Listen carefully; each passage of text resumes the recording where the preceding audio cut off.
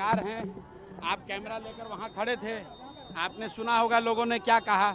लोग ये कह रहे हैं कि भैया अब हमको लालू नीतीश मोदी से छुटकारा चाहिए, बिहार में एक नई व्यवस्था चाहिए, शिक्षा और रोजगार चाहिए, पलायन बंद होना चाहिए। लोगों ने कहा है, सबने संकल्प लिया है कि अगली बार वोट सारे लोग अपने बच्चों की शिक्षा और रोजगार के लिए देना चाहते हैं, कोई भी जाति और धर्म में पढ़ना नहीं चाहता है।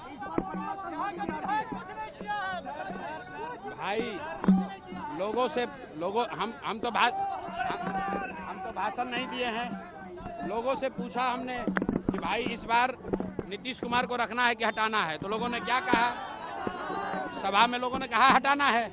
हमने ये पूछा भाई मोदी कहने वोट दोगे, तो लोगों ने कहा नहीं देंगे। क्यों नहीं देंगे?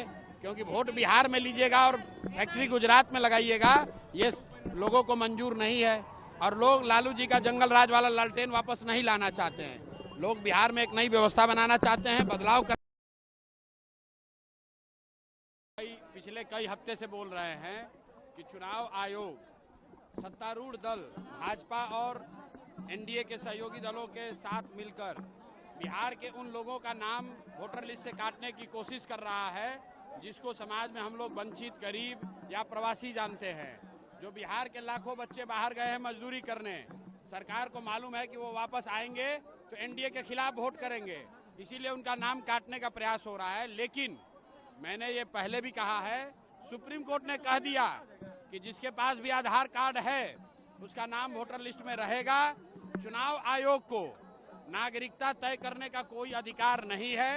और अंतिम बात, अगर 2-4 लोगों का नाम कट भी गया तो याद रखिए, अगर 100 में 95 आदमी का भी नाम वोटर लिस्ट में है तो वो 95 लोग ही भारतीय जनता पार्टी और नीतीश कुमार को हटाने के लिए काफी हैं। इनको कोई नहीं बचा सकता, इनको हटना ही है।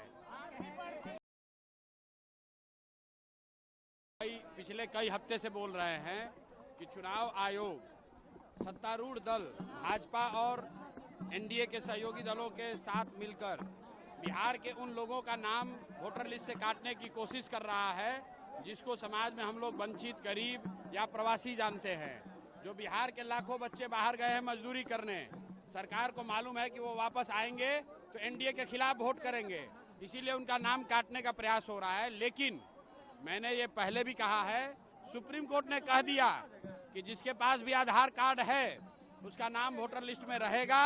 चुनाव आयोग को नागरिकता तय करने का कोई अधिकार नहीं है। और अंतिम बात, अगर 2-4 लोगों का नाम कट भी गया तो याद रखिए, अगर 100 में 95 आदमी का भी नाम वोटर लिस्ट में है तो वो 95 लोग ही भारतीय जनता पार्टी और नीतीश कुमार को हटाने के लिए काफी हैं। इनको कोई नहीं बचा सकता, इनको हटना ही है।